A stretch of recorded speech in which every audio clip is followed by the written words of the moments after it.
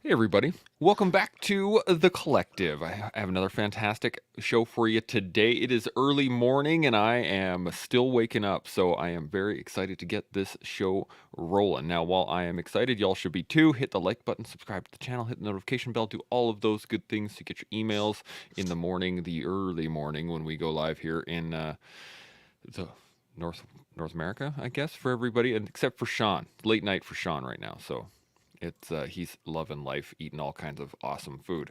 If anybody has any thoughts, questions, comments, or anything at all, by all means, put them up in the comment section, and we will engage them throughout the show.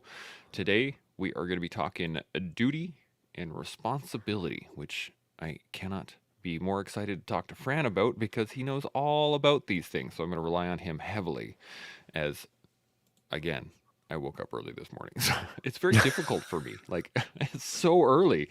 Anyway, Fran, why don't you give us a quick 10 to 15 seconds? Who are you, where you come from? And then we will dive into the rest of the conversation. I can't do anything in 10 to 15 seconds. But Fran Chopi, I spent 13 years in the Army Special Forces as a Green Beret. Got out, got my MBA, started my own company where I focus on leadership development and building elite teams. Also, we do a bit in security. And then I'm the host and creator of the Jedburgh podcast, where I talk to modern day visionaries, drivers of change, those dedicated to winning no matter the challenge. Did I make it? You know, What? 21 Did, seconds. did you Not just bad. come up with a new jingle? What the heck? That was mega. It Wow. was. I'll give you the extra 5 seconds because that the finish on that was awesome. I really enjoyed that. That was nice. So duty and responsibility. We're gonna get into this. Um, and I'm very excited about this topic because I think it doesn't get discussed enough. So I'm going to give a definition of duty and responsibility, and then we'll dive into what your guys' thoughts are right off the bat. So a duty, it is to conduct due to parents or superiors. A obligatory task, conduct, service, or function that arises from one's position.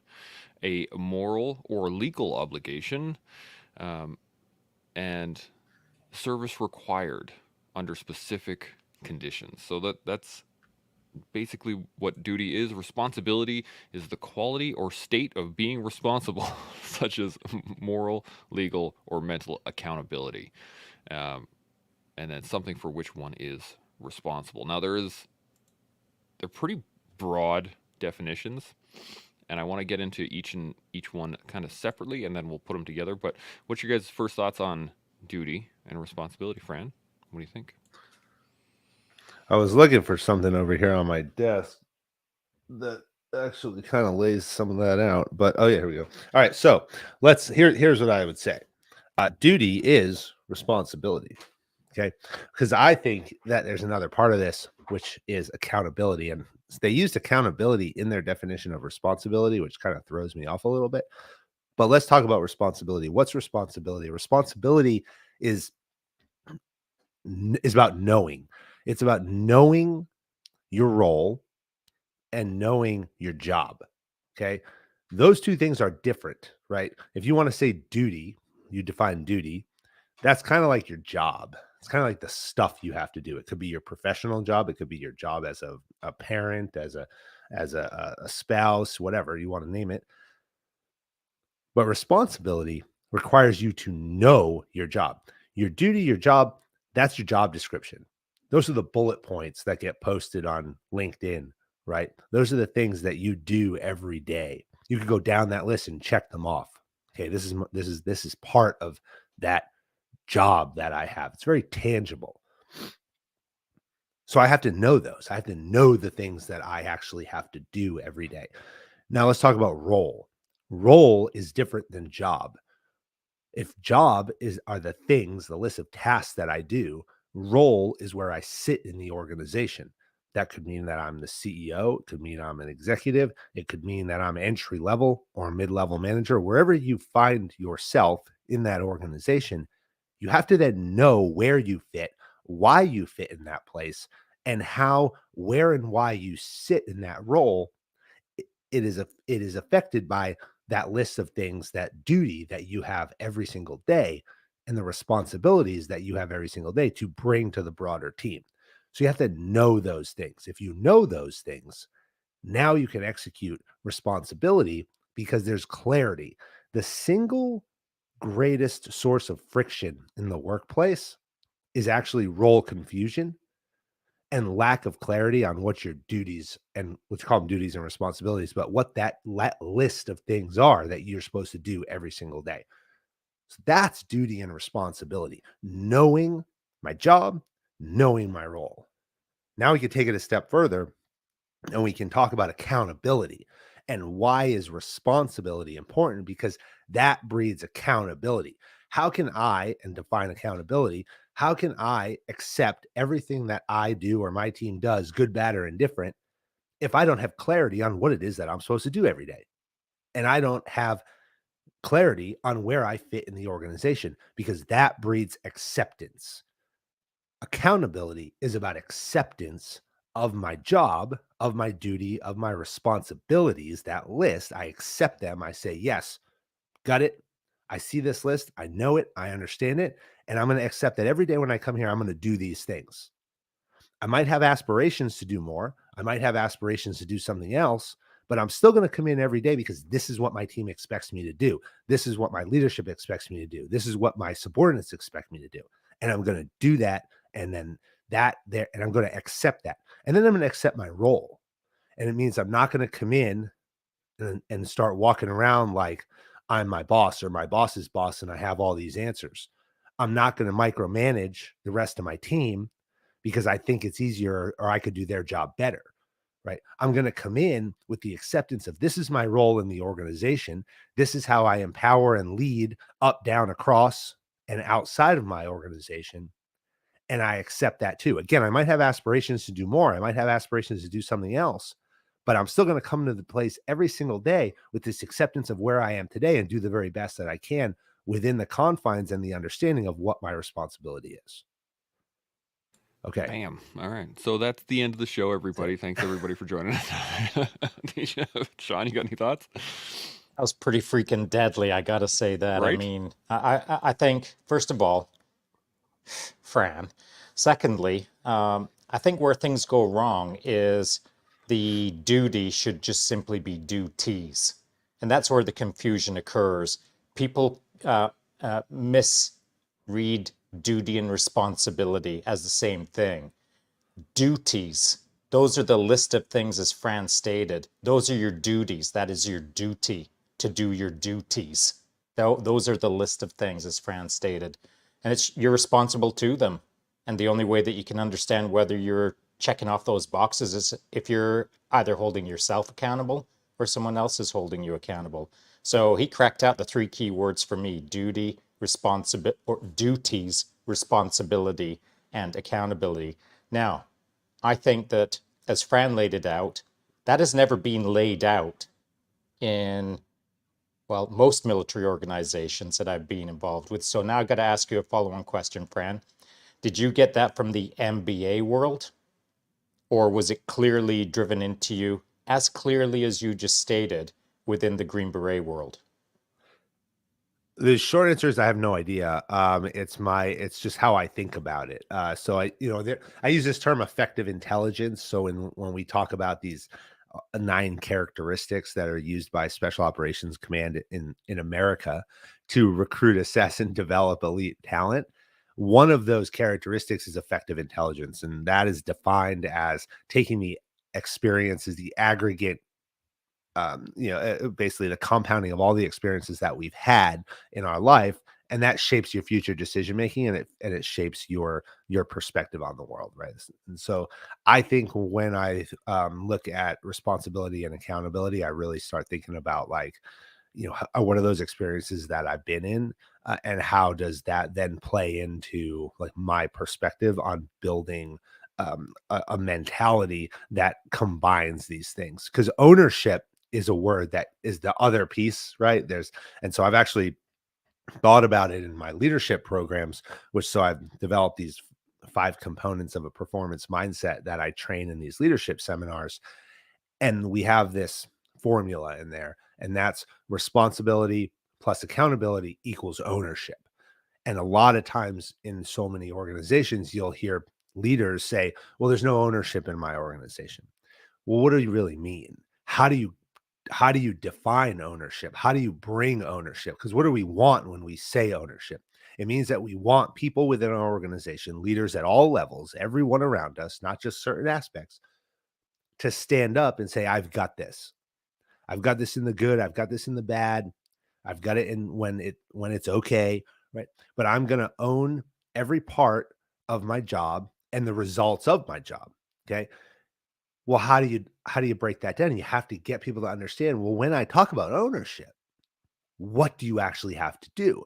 And that's why I back into this formula of you have to know your job, know your role, accept your job, accept your role, and then you can exhibit and display ownership because there's no lack of clarity as to what you're doing, where you fit in, and then you raising your hand and say, I'm cool with all that. Because now you can stand up in front of the rest of your organization and say, look, no matter what happens, good, bad, indifferent, that's on me. That's on me and my team because everything here is clear. Yeah, absolutely. There's actually a great example of this is this show right here. And when we first started having guests and we started having these more in-depth conversations and all these things, I really wanted to be a part of the conversation. I wanted to be the talent, right? I wanted to be the person that was doing all the talking. I wanted to be involved. And Shaun and I had this conversation at one point in time, and he was just like, right now, your role 100% is to manage the show across the board. Like, until you get that down 100%, the conversation is a side note. Let everybody else have the conversation, manage the show. And so as soon as we had that conversation and I actually took it to heart where I was, okay, that makes perfect sense. I need to run the comments. I need to run the screen movement. I need to do all of the other things that was the basic pieces of the show itself. And I have to make absolutely sure that those worked 100% of the time. And then get involved in the conversation, right? So the fact that my role, I didn't have a great grasp of the role in and of itself. And it took a conversation, took a more in-depth look at what it is I needed to do on the show itself in order to make it successful to where we are now, where I can actually engage in the conversation and do all the other stuff. But my primary responsibility to the show is the show itself rather than the conversation, if that makes sense. Shaun, you got any thoughts? No, I agree. We got pretty clear on that aspect, and that's what you have to do. I mean, that's what we all have to do. We all have to be clear on our roles and responsibilities, and if there's lack of clarity, then there has to be accountability in the moment of the conversation. And so, how do you get clarity? How do you hold someone accountable? Well, for me, it's a case of let's talk about the delta between what the expectation is and what the actual performance is. And so maybe I'm interested in Fran's idea on that. Yeah, expectation management is where a lot of this starts, right? Like okay, so what's the other common thing that you hear on teams in your workplace, okay? Um is people will say, "Well, I want accountability." Right? I want accountability, right? I want people to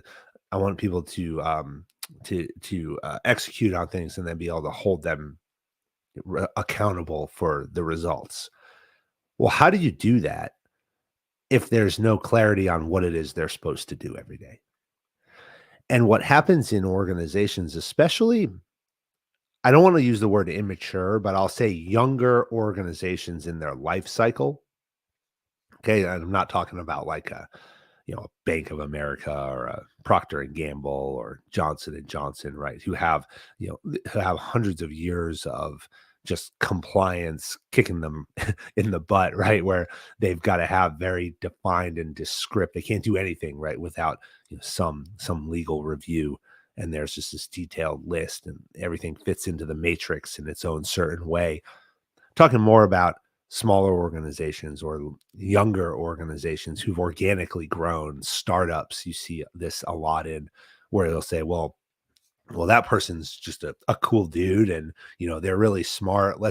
put them in and see what happens. That might work, sure, but it's probably only going to work for a certain amount of time as an organization scales and matures. And so what ends up happening is you want to move quickly to bring people into an organization, put them to work, have them start doing things, but we don't necessarily always take a step back to think about, well, how do all the parts fit together?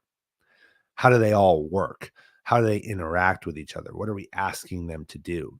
Because we need to be, as leaders, very clear on the expectations. What is it that we want this person to do in our organization every day? Have we created the list of duties? Have we created the task list? Because we've got to have that defined. We have to sit down and have that coaching session, have that mentoring session, the counseling session, as we used to call it in the military, where we lay out, this is what I expect of you. Because if we put somebody into a role and we slap them on the back and say, good luck, and 6 months later is the next time we're actually going to sit down and talk to them. And another thing I gets me is when organizations are like, oh, well, I do reviews biannually, once a year. So you only sit down twice a year or once a year to give feedback on how your team is doing. How is that allowing you to move quickly? How is that allowing you to iterate? How is that setting people up for success? It's not. Feedback has to be consistent. Expectation management has to be consistent. It has to be regular. It has to be expected. It has to be wanted. It has to be warranted. You have to create an environment and a culture where you're comfortable sitting down with people regularly. And it doesn't need to be formal. We get wrapped up around this. And I think especially people coming out of the military, because we had our quarterly counseling, right? I remember in the infantry, I got to sit down. Okay, we're going to do our quarterly counseling. I'm going to fill this document out. And you're going to sign it. That's super formal. That's one way, right? We can use that in terms of like, how do we document things for a promotion, pay raise, all that type of stuff. But we as leaders have to be comfortable to engage with our teams on a regular basis, on a daily basis, to provide input, provide feedback, because that's the only way we can manage expectations, because expectations might change. The direction we're going might change. In my company, I change things 7 times a day, or sometimes depending on how I feel. So we've got to be able to have that communication so that we can move quickly, iterate quickly, get people on the same page. Expectations might change, results might change, the metrics we use for success might change. But we got to be willing to have those conversations. We can't just say, okay, go off and do great things and come back 6 months later and I'll tell you how you did. It's not setting anybody up for success. Oh, can you imagine doing that with somebody in the military? Like, we'll see you in 6 months. Have fun. Good job. We'll see you later. Like, Well, so here's what's going to happen if you do that. You're either going to get someone who is going to be lacking direction. They're going to falter. They're going to struggle. I'm about to do a piece the next couple of days. There's a series of events, and then we're going to do a podcast interview on Friday in the lead up to Veterans Day, where we're going to talk about veterans transition. And in a situation like that, one of two things is going to happen. The person is going to falter because they're coming out of a world that's all they knew. Okay. And the longer you spend in the military, the harder it is. And the longer your transition is going to be out of that mindset that you had. And so they're going to come in and they're going to falter. They're going to struggle. They're going to lack direction. They're not going to understand where they fit in. The other thing that's going to happen is they're going to go build something beautiful and crazy and wild that's going to change the world that may or may not be wanted in the organization. And that happened. That's what happened to me, quite honestly. And that's where things start getting crazy, because you have somebody who goes out and executes and says, hey, you gave me a general left and right limit. I've spent an entire career building great things with little to no guidance, just an end state, which was sometimes make it better than when you left. And I went out and did that.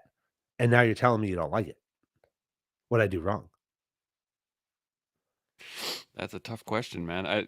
It's interesting that I think if we were to do something like that to Shaun, he'd be one of those guys that just like takes it and runs with it, right? No, general left and right of arc, go. Shaun, what do you think? No, it's not a case of you think. It's what I do. It's what I've been doing all my life. It's because that's what I was taught to do. Just like Fran, I was given a general left and right of arc, given some resources, and then told to go make a big difference. And that's corporate speak to some degree. Of course, within tier one, the results look different. But I think it's a case of in order to when you get to a certain pathway within the military, if you're an out of the box thinker once and you like it and you see the results it can create, why would you stop out of the box thinking? I was an out of the box thinker before I was taught to out of the box think by tier one. So it's a double down out of the box think. I'm bored unless it's a novel solution. I'm bored unless it's really difficult. I'm bored if things go well. I like the chaos. I like to create something that has never been created before. And that's if I wasn't doing this, I'd probably be a lunatic painter. I'd be Van Gogh or something like that. I'm not sure what I would be, but I'm pouring my resources, my efforts into things that please me. It's not a paintbrush, it's a podcast. It's not a podcast, it's a whatever. Whatever is in front of me that I get a general left and right of arc. And if someone says, go do it, I'm going to do it times two. It's going to look like something that no one could have imagined, like this podcast. And so just like the Jedburgh podcast, these are things that didn't exist not too long ago. But if you tell the right people to do something, they'll do that something plus plus. And it'll happen in pretty short order. To Fran's point, the idea that there's a biannual review on how the podcast is doing, that's laughable. It's a case of every single day there's feedback. Every single day there's increased velocity. Every single day there's accountability. If things are going slightly the wrong way, there's a bit of a Thor's hammer sometimes. My adjustments on the velocity that we are putting into this podcast, it requires unconventional warfare to some degree. And I don't mean that glibly. I mean, it is a case of you have to do things differently to create different results rather than the normal results.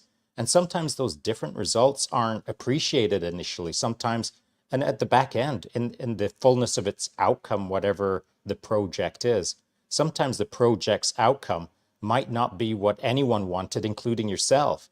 But that's a lesson that can be corrected against. You just apply a little bit more velocity, a little bit more force against it, and turn it into the thing that it's supposed to be.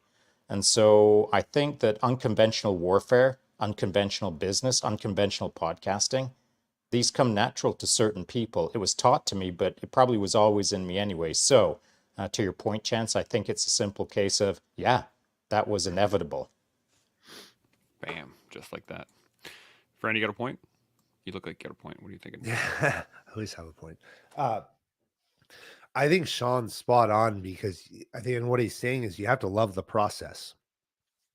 I mean, this is a journey, right? Yeah, sure, there might be some goal one day to get somewhere, but this is a process, and you have to love that process. That journey is going to be long. That journey is going to be hard. I've been doing the Jedburgh podcast for almost 3 years.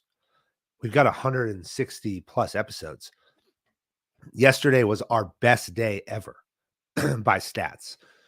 And yesterday I was like, we suck. Like, these are all the things that we're doing wrong. My wife and I went to a concert last night. The 1975, by the way, awesome. Everyone needs to go to the 1975 concert. Like, totally sick. But we got like in a huge fight on the way home because I was like, okay, I have all these events the next couple of days, and Saturday's Veterans Day. So we have our World War II truck on the red carpet on the Veterans Day parade in New York City. We cover it live. It's going to be awesome. And she's like, do you think all of these things, not the parade, but things I'm going to do the next couple of days, are all worth the time and will have some tangible result? And I'm like, I have no idea, but we're going to do them because we're going to seize every opportunity.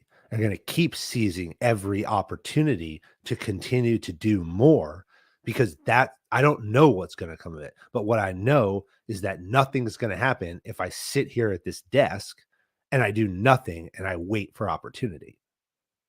But what's going to happen is if I go out every day and I find more people to talk to and I tell different stories and I care about that person and I care about their perspective and I take the time to build and craft that narrative that people can learn from, that people can take something away from. We talk about duty, we talk about responsibility. That's the impact that I want to create. That's my duty. That's what I feel, that I have this ability, this desire, this I mean, people have empowered me to go out and talk to others to tell their story in a meaningful way so that others may learn and others may grow.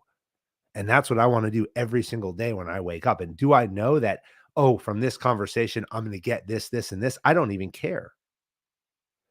But what I know is if I have 10, 20, 100, 1,000 conversations, it's only going to open up more doors, lead to more great things, and create more opportunity. And so we're going to do that every single day. I love that. I absolutely love it. I wrote this down here a second ago. And Hang on a sec. Okay, go Fran, for it. I got to say this. Your poor wife. And by the way, my poor wife. And mine. Because how you just laid that out, bro, is my life right now. That's literally, it's the process. You know the deal.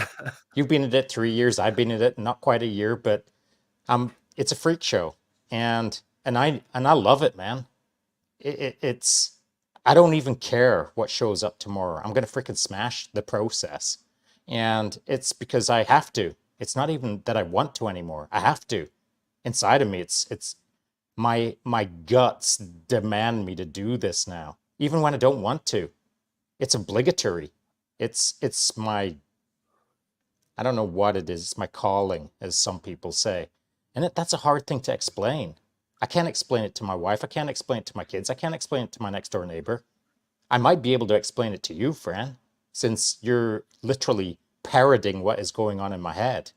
And so I find it funny, though, that you dropped a little quirk in your sentence, and that was, I've been at this for over 3 years. Well, you know what? Big deal. 3 years Big on deal. the street, right? It doesn't matter.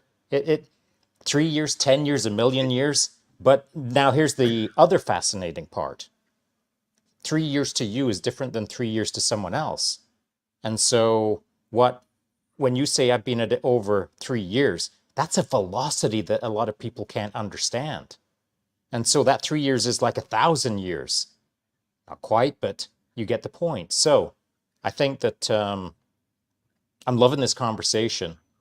I'm hopefully my wife listens to this sometime in the future so that she can get an X-ray vision on my brain, on how I think, and it's, I don't think it's a common approach to life, and I know that we're not rare birds. It's not like we're completely unique, but this mindset, this velocity, this demand within us to do what we're doing is, I'm going to say that it's quite uncommon, at least in my experience in life. What do you think?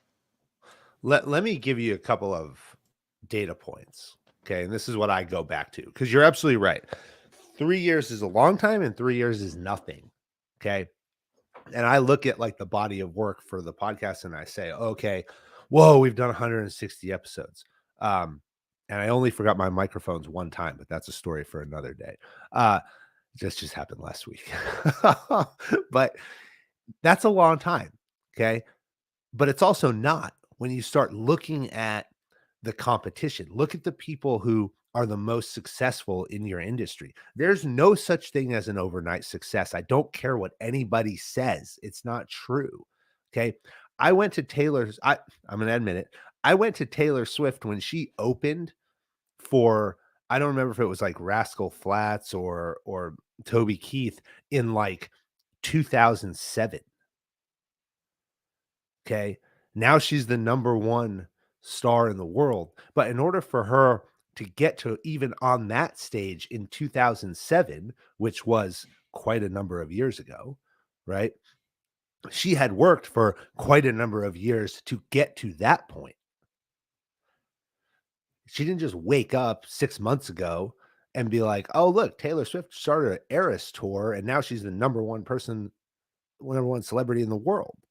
Okay, these things take time. I was reading this thing while I was doing my 15 minutes of engagement on Instagram because the algorithm says you have to do that, which, by the way, shockingly really works, which is wild. But I saw this thing and it said I won't have the numbers right, so don't quote me, but it was like the average person starts a business in like their mid 40s.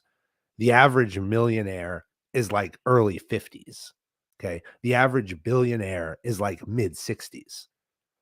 So if you think it's too late to follow your dreams, you're absolutely wrong. You can start at any point. And so even when I was a financial advisor at Merrill Lynch when I was in business school, and just take it back to the accumulation of wealth, the arc of wealth. In your 40s and 50s is like where financial advisors will tell you that's your accumulation phase. That's where you're actually doing the most work. That's where you're saving the most money. You're supposed to be doing the most. Before that, it's all about experiences. It's all about putting the time in, paying your dues, figuring it out. So anyone who thinks that they're just going to go out there and start something, and as frustrated as I get sometimes where I'm like, "Oh, I've been doing this for 3 years." It's like, yeah, you know what? And Joe Rogan has like 2,200 episodes. And oh, by the way, he was famous before. Jocko, who we just had on, okay, episode 128 by our numbered ones, right? Who's like, I'm honored to have that he would spend the time with Jesse and I to sit down with us.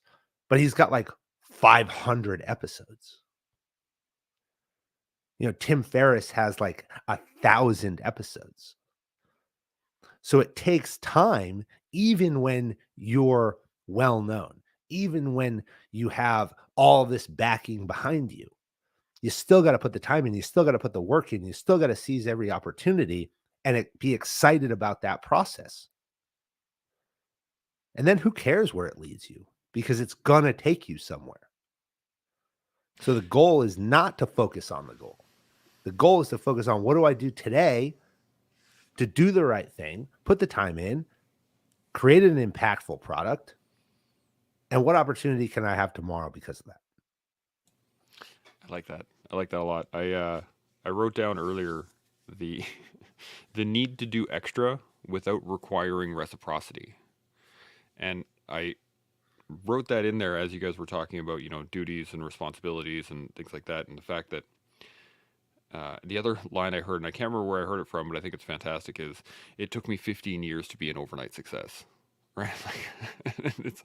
It usually, and it's one thing I tell my jujitsu students when you talk about self defense stuff is nobody ever sees the first punch. They see the second punch though. So you have to be aware that like people are rarely looking at the initial phase of any sort of building, of any sort of instance in and of itself. That first instance of it happening, most people don't see it because they're not looking around. But if you can consistently do it over time, then you can. Then people start to take notice of it. Then people start to actually go, "Oh, what's that?" Or "Oh, what's going on there?" And there's another. I disagree. You disagree? What do you got? I think in the spirit of things, you're kind of right. It's a generalistic statement, but I'll tell you what. If I clip you with this, you'll only see it once, and then you'll quit. That's life, man. If you don't have the jam, you're gonna quit. If I clip you and you lay on the ground seeing stars, not too many people get back up and say, "Give me another one." That's life. Some people won't accept that second hit. They'll move on to the next thing. But this game that we're playing right now of pushing forward at any cost to ourselves, that's what you're talking about. But that's rare. That isn't for every single person on the planet. In fact, it's for very few people on the planet.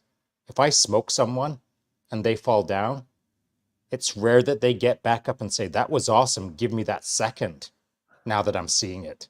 Tell me I'm wrong. No, you're absolutely right. I was referring more along the lines of like, in terms of like in a bar fight or something like that, where the first swing, or even in hockey, it's like the ref sees the retaliation, right? They don't see the first engagement. They always see the retaliation afterwards. But you are right that it is rare. And I wanted to ask this question because I have this line that I heard many years ago, and it was in a definition of responsibility. It was basically, it says, what is the response to your abilities? So if you have the ability to do something, what is your response to that?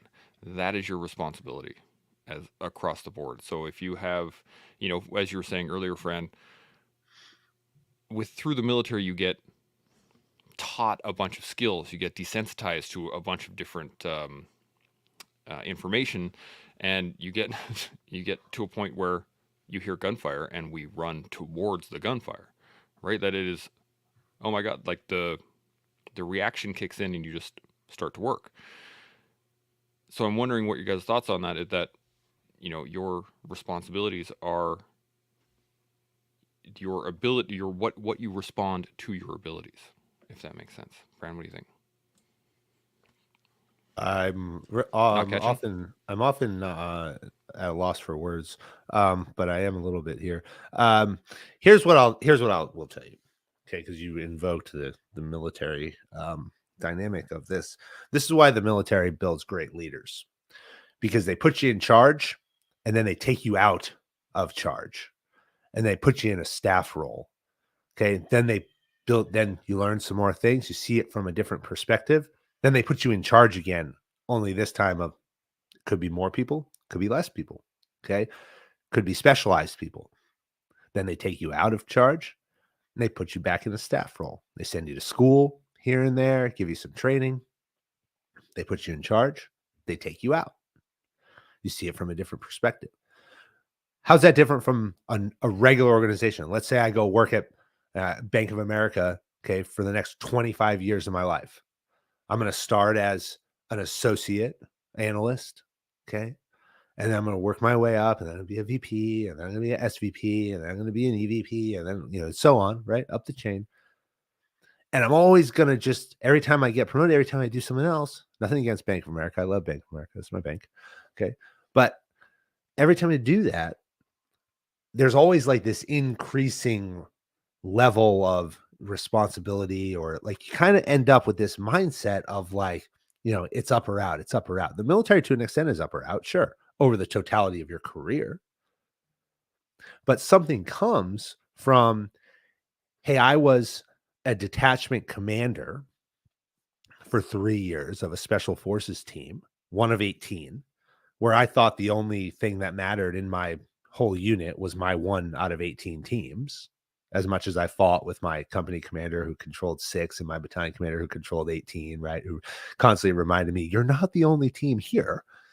Well, that was all that mattered to me, rightfully so, right? As I would encourage any leader to do. Okay. But when you come out of that role and now you're in a staff role that supports these 18 teams, and now you're in the room when the line out your door is 18 team leaders asking you for something. And you're like, why does this guy call me 5 times a day? He's not the only team. And you realize, oh, that was me. Do I have more effect because my decisions affect 18 teams? Yes, they do. Am I directly in charge of those teams? No, I'm not. And now I see things from a different perspective where I'm in charge, but I'm not. But now I'm becoming better. I'm becoming stronger. My perspective is changing. That effective intelligence that I talked about is growing. So now when I go and take charge of 6 teams, right? Because I only dealt with one, then I kind of loosely coordinated operations for 18. And then your career progression would take you to command 6. Now you don't care about the other 12 as much, but you care about your 6. You're going to do that for a year. And then you're going to go back and worry about 18, but at a different level, right? You're constantly being put in situations that are broadening your definition of responsibility. They're broadening your perspective of roles that I talked about. They're broadening your perspective of duties. And that's making you a more effective leader. That's changing your definition of responsibility, however you want to define it. of accountability, of ownership. Organizations that are structured matrix style, and again, I'll invoke something like Bank of America, who has a whole bunch of different departments that all have to interact in an ecosystem, just like the Army or the Navy or Marines, whatever. These massive behemoth organizations all are structured in this matrix style the same way. So who better to put in these organizations than people coming out of the military who understand that? And then people in these organizations have to be willing to take leaders and move them about through the organization and don't silo them into single departments and single domains. If you move them around, you're broadening them and creating better leaders, better, more resilient and stronger organizations, which in turn, back to your point, breeds a higher level of accountability, responsibility, and ownership. Damn, this is the thing. You know what, Fran? You're hired. This is your show now. You can take it over. Shaun, you got any thoughts? Yeah, and as those leaders are moving around, getting a better 360 of the entire organization, whether it's a corporation or a special operations command, you simply learn how to understand the totality of the effort rather than the silo of the effort. And that enriches your understanding or cross references your understanding of how this whole boat sails. If you just think you're a tiny wheel in the cog, and that's all you're ever encouraged to be, then that's all you can understand. You can theoretically modelize out into the organization and think that you might understand how the whole game is played, but you can't understand it truly until you've bumped around in the entire organization, fulfilling a lot of roles and responsibilities, checking off all of those duties for all of those cogs that are out there. You need to know all the cogs to be a better machine yourself. And so I think Fran is right on point. Now, the aspect that I would like to focus on, as he's referencing Bank of America, which is it's a great organization, as they all are. It is very much I think of it as an old-fashioned matrix style organization. It's been in existence for a long time. It's kind of set in its ways. The traditional rising up through the, not chain of command, but the rising up through the corporate structure, I feel can go a little askew unless there's enough, as Fran stated early in the conversation, enough accountability. And so what are the checks and balances within a corporate matrix style or old linear style system that is not holding its people accountable to their duties, to their responsibilities?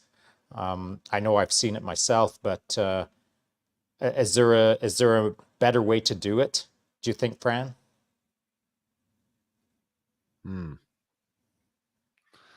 Is there a better way to do it? You got to have, I think it comes down to courage. I think it comes down to courage as a leader, and in leadership, you've got to be willing to accept sometimes some short-term discomfort for long-term gain. This is why organizations don't invest in leadership at the level that they need to. And I'm talking about leadership development, team building type stuff. This is why organizations fail at hiring well, because they say, well, we don't have time for that. If I take this person out and I send them to school, who's going to fill their job for 6 months, a year, 2 years, whatever? If I have to spend half my day or a day worrying about interviewing people and training myself to be a good interviewer and taking the time to thoroughly assess candidates under a structured approach, well, then I'm not going to get done all these other things I'm going to do. So I'm just going to bring this person in and talk to them, and maybe they'll like the Patriots and the Red Sox, and we'll hire them because they're like a cool dude.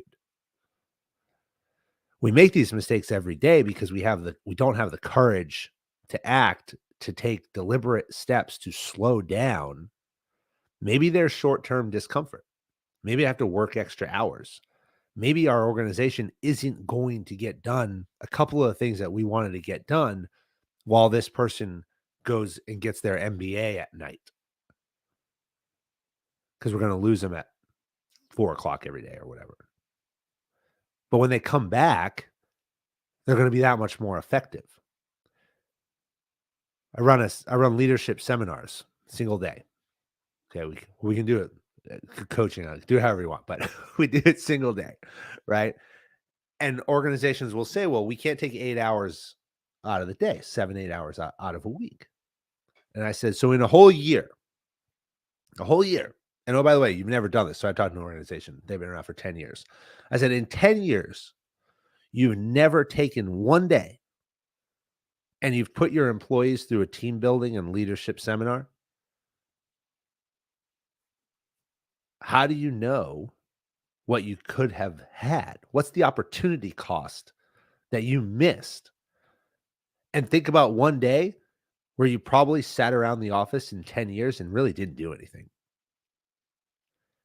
What if you had invested that time in bringing your team together, learning more about them, learning more about each other, understanding their strengths, their failure, their weaknesses, making them think a little bit differently, giving them some tools that they can go and put back on their desk when they go home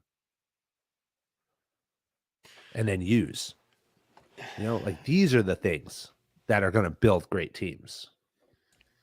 Not only that, I want to apply it to not just the team, but personal, your own personal life, right? People say this all the time. I don't have time. I ask people, hey, you want to come to jiu-jitsu? Oh, I don't have time for that. Oh, really? You don't have time? I'm sure everybody has some time somewhere where they're sitting on their phone, scrolling, right? Even if it's a small amount for any type of exercise. And I said earlier about doing extra without requiring reciprocity. It's the fact that you need to, as you said, put yourself into an uncomfortable position at times in order to gain the benefits from the things that you want to do. I have a question on you for both of you guys. Is the fact that, have you guys ever experienced, or I'm assuming you guys have, where your responsibility to either the organization or your team or something like that has conflicted with the duties that you need to engage upon? So like the job says one thing, but based on the responsibilities that you have to the team or to the people around you, those are conflicting. So I'm wondering, either has that happened before, and then what did you do about it, or how would you engage that kind of an issue? Fran, what do you Yeah, think? this is a tough one, right? Because we'll call that sometimes doing the right thing is different than what your organization's leadership, what their definition might be of doing the right thing, or what their education level around doing the right thing is.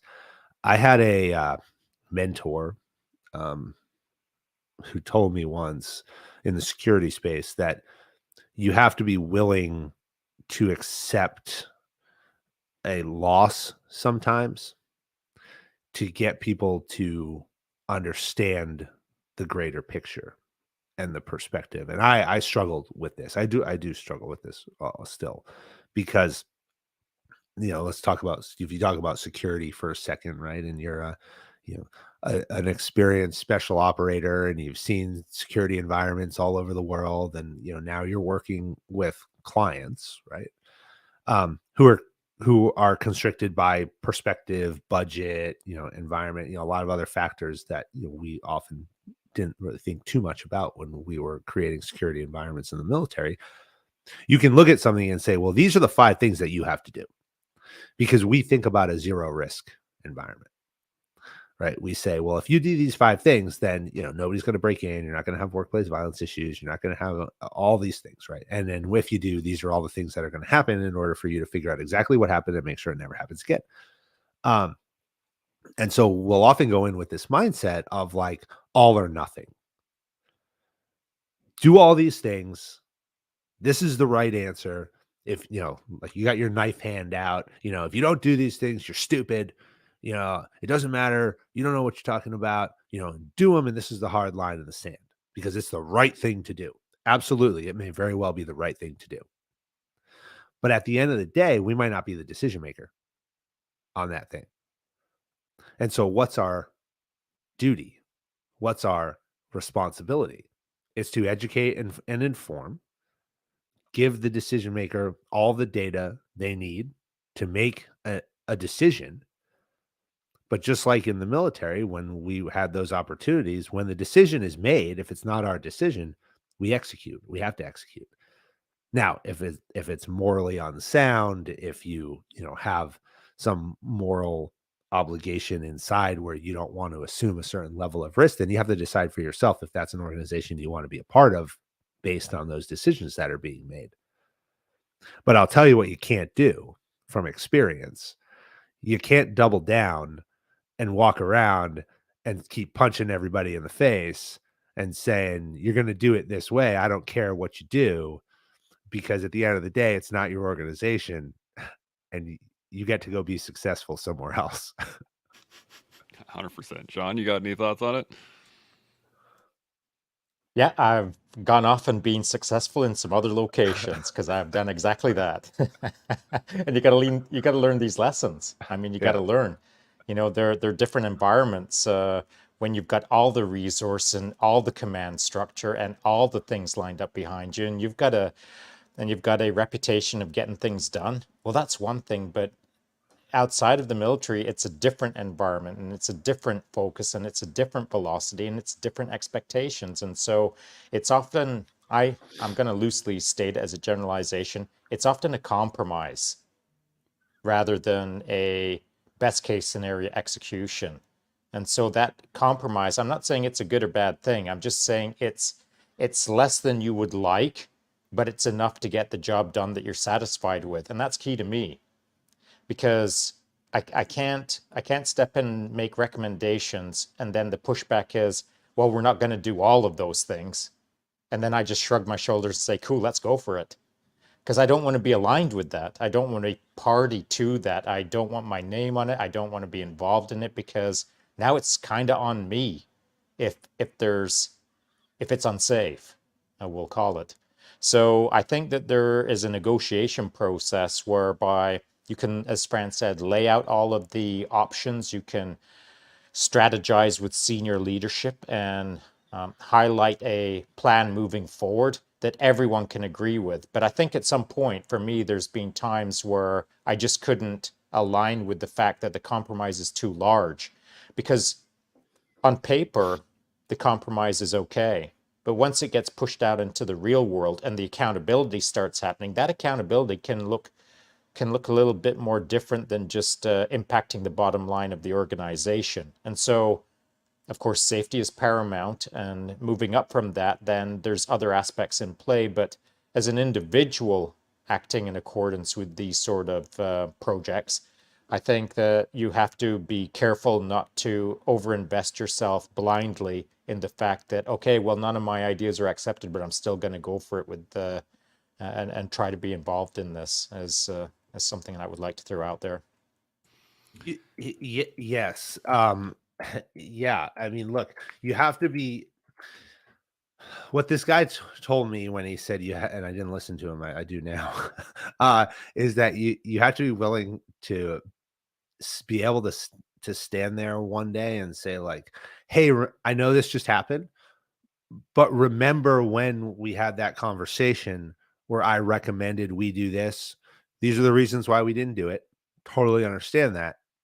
Can we do those things now?"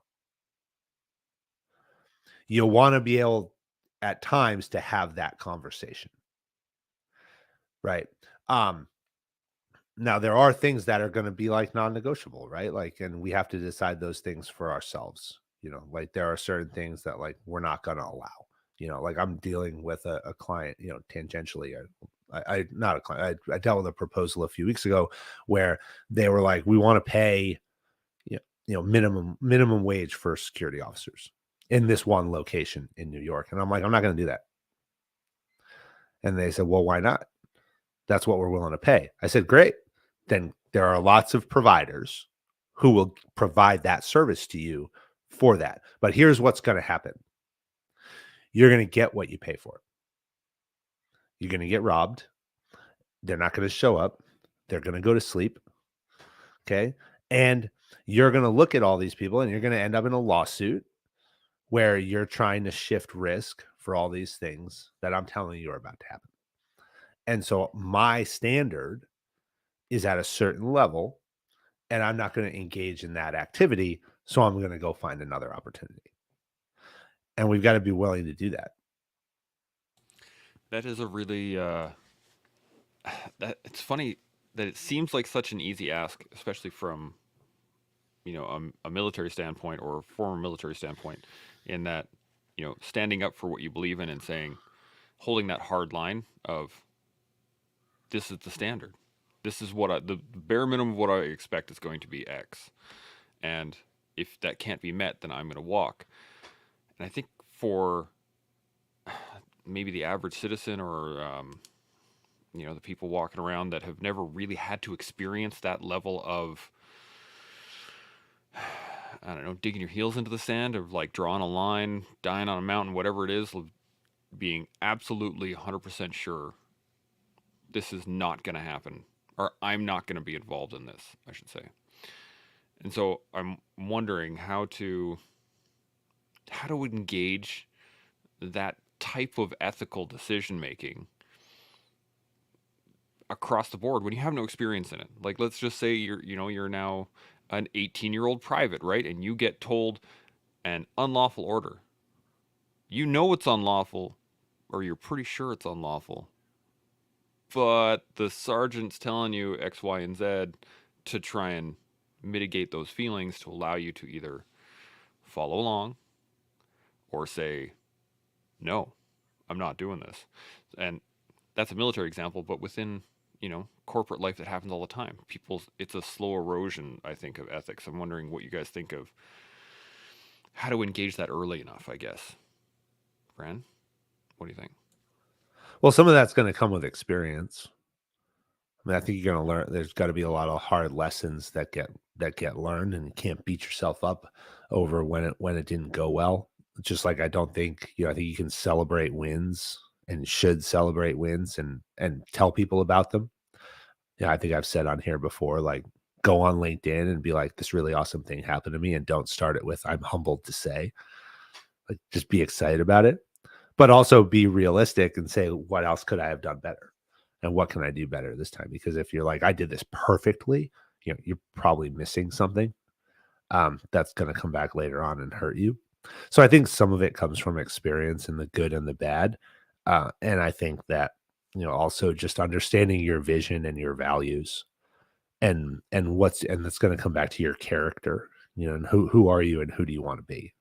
And can you look at yourself in the mirror? For me, that's always what I think about. And I've had times in my life where, I've looked in the mirror and been like, I don't even know who this is. And those become defining moments. And so if you can look in the mirror and say, all right, I like what I see, maybe I need to work out a little bit more, eat less pizza or whatever, that's fine, but I like who I am. Then I think it's easier to make the right decisions. I think if you're trying to be someone else, or you're trying to be something that has become, some manifestation in your head that may or may not be reality, that you start living a life of an intricate web of lies and half truths or untruths that become very stressful and difficult to unpack. And so just tie it back to the vision, and can you look in the mirror and say, yeah, I like what I see here. Absolutely. Shaun, thoughts? Yep, Fran stated it. I mean, the only way that you can learn when to push back is when you're pushed down. And so it's a life lesson. Life is full of lessons if you pay attention. And in order to get the lessons, typically you've screwed up or someone else has screwed up, and you've had to look at the situation and figure out how to do it better. So, if the sergeant tells you to do X, Y, and Z, and you think it's wrong and you don't agree with it, but you do it anyway, and it turns out to be wrong, Well, it's not doom on you, unless, of course, you don't learn the lesson and you keep repeating it. I mean, all of us as young men had to make a boatload of mistakes, and sometimes under circumstances that had ramifications, and you have to do better. I'm not suggesting that you forget the past and move on blindly as if no wrong was done. These are things that you should hang on to as almost internal stories of never to do that again, or never let that guy do that again, or if ever someone says that again, dot, dot, dot, I'll never do that again. You have to learn the hard way to draw the hard line, I feel. I really like that. That'll play very well into tomorrow's conversation, as we are just a little bit over time right now. Really do appreciate the conversation, Fran. I think this is something that we don't spend enough time thinking about, but definitely we don't spend enough time talking about it. And being able to actually engage in your own discussion of duties, responsibilities, accountability, all these things. I think that's the key point. We have to keep talking about it, so that not just talking about it, we have to talk about it to have a better understanding of it, but then we have to actually live it, which is, I think, key. Um, let's get some final thoughts on duty, responsibility. Anything at all, Fran? What do you think?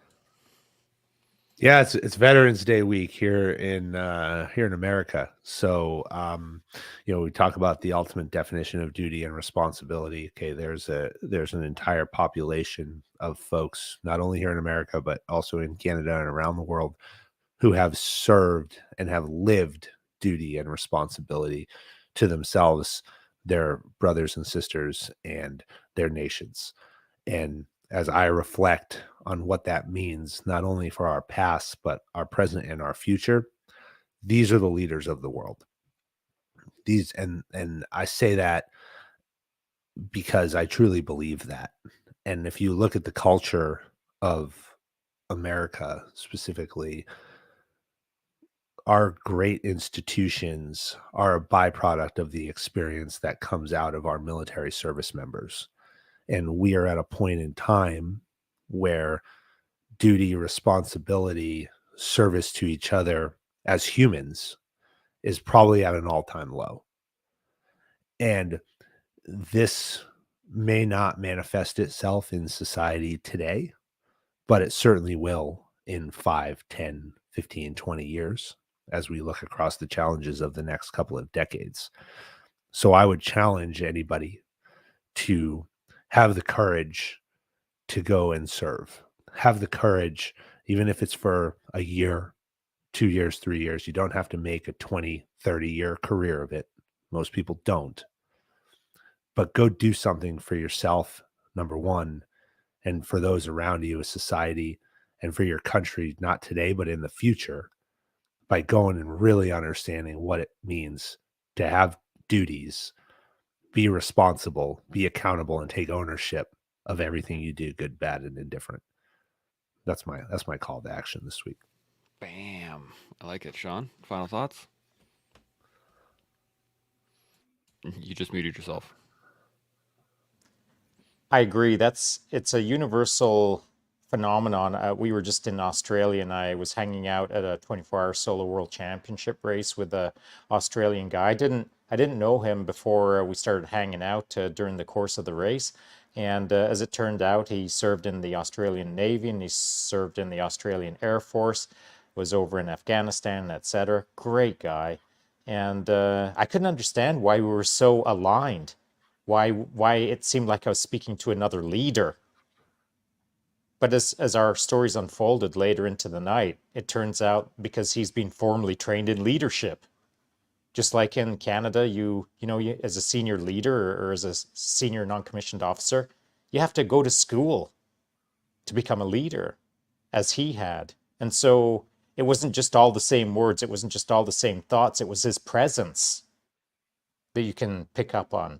The power of leadership from the military, as Fran said, is something that can only be gained by serving within that institution. And then once you leave it, take those same leadership skills with you out into the workforce and improve the organization that you're in, not just for the organization's sake, but for your fellow man who's aligned next to you on your left and right. Yeah, 100%. I don't have a ton to add today. It has been a excellent conversation. We've definitely, we could probably spend all day talking about this, really. I mean, Well, I mean, Fran is like he's bringing his MBA heat, is what right. he's doing. Yeah, he's bringing the fire. This is one of the reasons why I didn't want to put anybody else on the panel, so we could really dive into Fran's knowledge here, so we could get a The good Fran show. Yeah, it had nothing to do with the fact that I was scheduling people for 5:30 in the morning. Hey, listen. So just so that I think it's not enough to give Fran a nod as to what he just dropped the mic there at the start and throughout. I mean, it's probably important for us to say from time to time that, you know, as Fran was talking, I was thinking of Jocko's company and how they're doing their thing as a leadership company with a boatload of veterans who are highly talented and bringing that leadership, the military leadership style into corporations and seeing great success. And so I think that, you know, based on, hell, I'd hire Fran for the role just based on what he dropped today. So, you know, if there's anyone who's listening to this right now in North America or somewhere in the world, and you're looking to up your game within your organization, drop freaking Fran a line and start doing better within a day of spending some time with Fran, with your organization, improving your trajectory in life as a business. Yeah. Thanks, I Shaun. I appreciate that. Hey, you know And what? I really mean it. Thank you. You deserve it. Not just No, he anything doesn't else, deserve it, but sadly, he's earned it. he's earned it. Well, Thank and you. when I say he deserves it, that's what I mean, is that he has earned it in so much that he deserves it. Anyway, I do really appreciate the conversation. It has been just excellent. I got lots of notes here that I need to apply to my own life, and I will end on this, I guess, is the fact that, you know, if you think you don't have time to learn about leadership or duties or responsibilities, you will never have time unless you make time. And you have to do that every day with us on the Health Collective. We'll see y'all tomorrow. GMO. Chimo.